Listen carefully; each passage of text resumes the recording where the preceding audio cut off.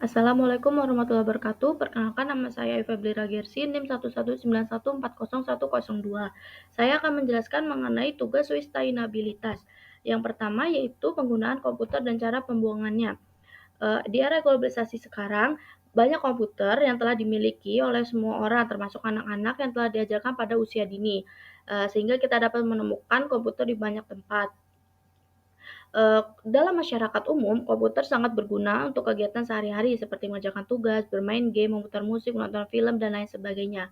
Perkembangan teknologi memiliki banyak dampak, baik positif maupun negatif. Dampak positifnya itu semakin mudahnya kita dalam bertukar informasi melalui media yang disediakan di dalam perangkat komputer. Selain itu, dampak negatif yang ditimbulkan yaitu kita semakin menyibukkan diri dengan perangkat komputer maupun handphone masing-masing sehingga membuat kita jauh dari lingkungan masyarakat. Lalu mudahnya kita dalam terkena penyakit seperti sakit kepala, merusak kesehatan mata, dan banyak pihak yang menyalahgunakan perkembangan teknologi yang ada. Jadi kita sebagai manusia harus bisa menyeimbangkan antara kebutuhan kita sebagai manusia dengan perkembangan teknologi di era globalisasi seperti sekarang. Lalu yang kedua adalah pemilihan desain pada era spesifik. Yang pertama ada pada algoritma, adalah hal yang sangat penting untuk dikuasai oleh seseorang yang berkecimpung di dalam ilmu komputer. Algoritma eee, merupakan langkah-langkah yang harus dilakukan untuk menyelesaikan masalah. Program komputer umumnya dibangun dengan menggunakan beberapa algoritma untuk menyelesaikan permasalahan yang ada. Lalu yang kedua ada sistem operasi, adalah perangkat lunak pada lapisan pertama yang ditempatkan pada memori komputer pada saat komputer dinyalakan. Sistem operasi mampu mengoptimalkan kinerja dari sebuah perangkat keras maupun lunak, mengatur serta mengendalikan hubungan antara perangkat keras dan lunak agar bisa bekerja sama dengan baik. Lalu yang ketiga ada jaringan komputer. Sebuah jaringan dibangun dengan perpaduan konfigurasi hardware dan software untuk menciptakan sebuah sistem yang dapat bekerja dengan mulus. Untuk membuat sebuah jaringan, switch dan router menggunakan berbagai protokol dan algoritma untuk bertukar informasi.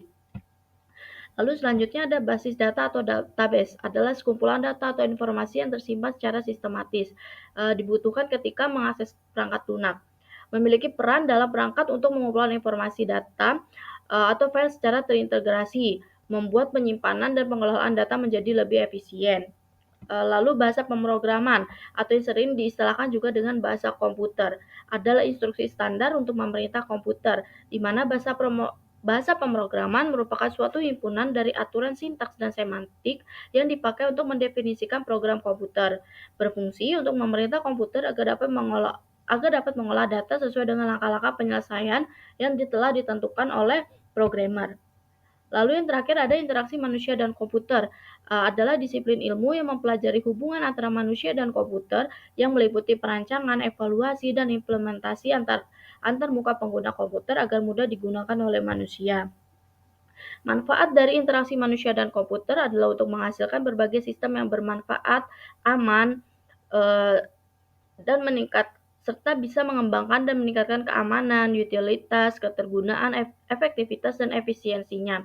Ketergunaan atau usability di sini dimasukkan pada sistem yang dibuat termasuk mudah digunakan dan mudah dipelajari baik secara individu maupun kelompok. Sekian presentasi dari saya. Apabila ada salah kata saya mohon maaf. Wassalamualaikum warahmatullahi wabarakatuh.